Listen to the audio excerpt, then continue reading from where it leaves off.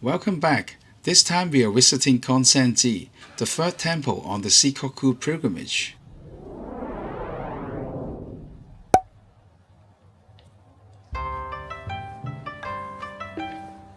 We entered the temple through the Ryu-o gate. The gate has a modern look as it was built in 2003. The original gate was destroyed in the late 1500s. A rebuild was pledged in 1928. It took 75 years before that wish finally came true. The Ryu-o gate we just passed through, along with the Gokuraku Bridge ahead, are both painted in vermilion. In esoteric Buddhism, red is often used as a color of spiritual boundary, believed to ward off evil forces.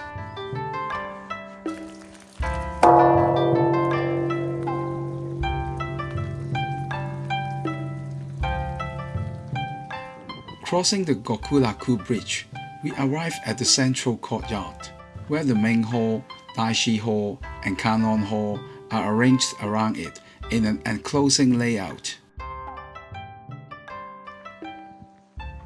Passing through the incense pavilion, we reach the main hall. Enshrined inside is the principal deity, Shaka Nyorai, flanked by Yakushi Nyorai and Amida Nyorai. And through the glass window, visitors can catch a glimpse of the principal deity.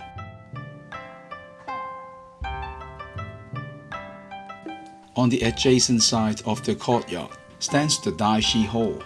With its doors left open, visitors can directly venerate the statue of Kōbō Daishi inside. Many Daishi halls have distinctive rooftops, topped with a jewel and a basin, known as the Hall-ju and Loban.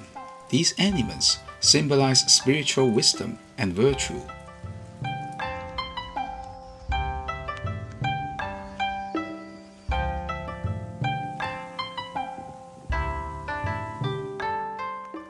Beside the Daishi Hall is this octagonal Kannon Hall. In 1185, Minamoto no Yoshitsune came here to pray for victory, and for that reason, the cannon inside is known as Shōun Kannon, the cannon that brings success in battle. Next to the Kannon Hall, we come across a fierce dragon statue, Kurikara Ryūō. He is a manifestation of Fudō Myōō, a flaming dragon coiled around a sword, representing the destructions of afflictions and burning away of greed, anger, and ignorance.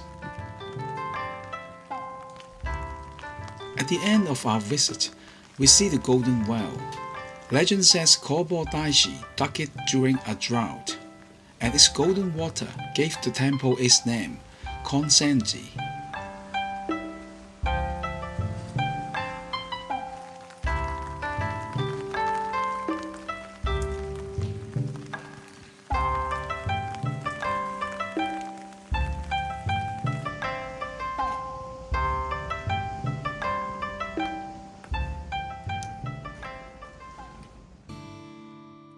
That concludes our visit to temple number 3, Konsen-ji.